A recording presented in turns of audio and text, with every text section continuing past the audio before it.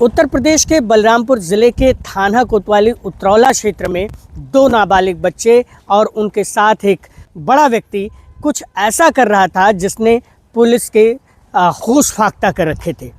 बताया जाता है कि YouTube से उन्होंने साइबर अपराध करने का वो तरीका सीखा, जिसके बाद एप्पल और एंड्रॉयड मोबाइल से दूसरे फ़ोन्स का वो लॉगिन ले लेते थे और सिम कार्ड को क्लोनिंग करके या अन्य किसी तरीके से उसे क्लोन करते हुए खाते से वो लगातार जो UPI होता है उससे वो पैसे निकाला करते थे। लाखों रुपए के इस साइबर फ्रॉड में पुलिस ने तमाम तह पर जाते हुए इसकी तमाम तरह की कड़ियों को खोलते हुए इसका आज खुलासा किया है।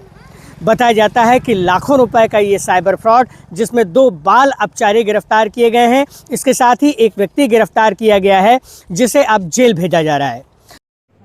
जनपद बलरामपुर के थाना उतरौला में 3 शातिर अभियुक्तों को गिरफ्तार किया गया है जो कि साइबर फ्रॉड का काम करते थे।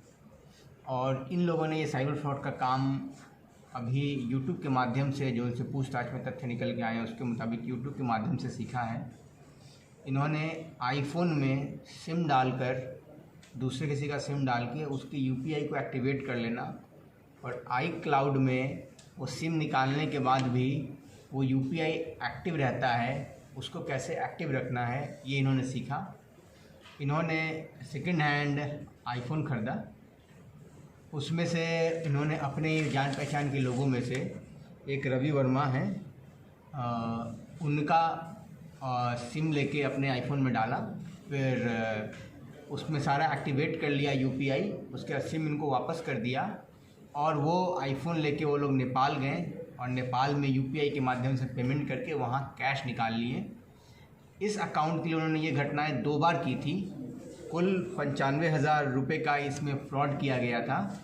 और फिर जब वापस आए तो उन्होंने जिस आईफोन से ये फ्रॉड किया था वो आईफोन वापस जाके बाज़ार में सेकंड हैंड बेच दिया और फिर दूसरा सेकंड हैंड मोबाइल आईफोन फिर से ख़रीद लिया और फिर अन्य व्यक्ति के साथ फ्रॉड किया। तो ऐसा देख के पूरा पता चल रहा है कि एक संगठित गिरोह की तरह ये काम कर रहे हैं। और पहला बार जो फ्रॉड हुआ था वो आईफोन 12 से हुआ था और दूसरी बार जो फ्रॉड हुआ वो आईफोन 15 से हुआ है।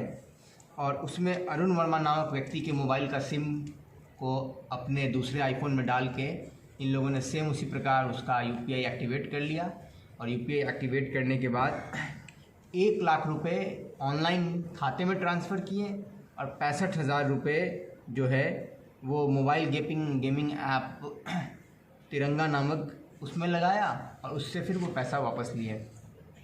तो इस तरह से इन्होंने दूसरे बार में 1,65,000 की धोखाधड़ी की। इस पूरे प्रकरण में पुलिस ने जांच करके मुकदमा लिखा है और 3 व्यक्तियों को गिरफ्तार किया गया है, जिसमें 2 बाल अपचारी हैं और तीसरा अभियुक्त सनी चौरसिया पुत्र वेद प्रकाश चौरसिया है जो कि कोतवाली उतरौला का रहने वाला है। और साइबर अपराध के प्रति पूरे प्रदेश में 0 टॉलरेंस की नीति अपनाई जा रही है और लगातार हम लोग साइबर अपराध के विरुद्ध कार्रवाई कर रहे हैं। सर, क्या मतलब आईफोन में ऐसी फैसिलिटी है? अब इन्होंने पूछताछ में ये चीज़ बताया है, अब हम लोग इसकी समीक्षा कर रहे हैं और हम लोग इसके संबंध में सारे साक्ष्य इकट्ठा करेंगे। इस घटना से जुड़े हुए सभी जिनके साथ ये घटना हुई है वो सभी उतरौला के ही हैं या पूरे जनपद में इधर?